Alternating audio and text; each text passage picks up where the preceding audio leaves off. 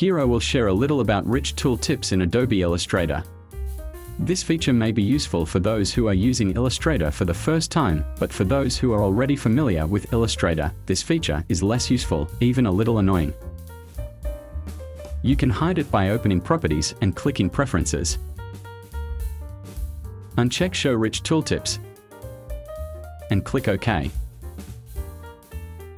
And now it looks simpler and cleaner.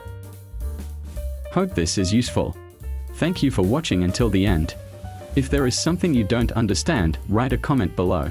Click like for support and activate the notification bell to get the next video update.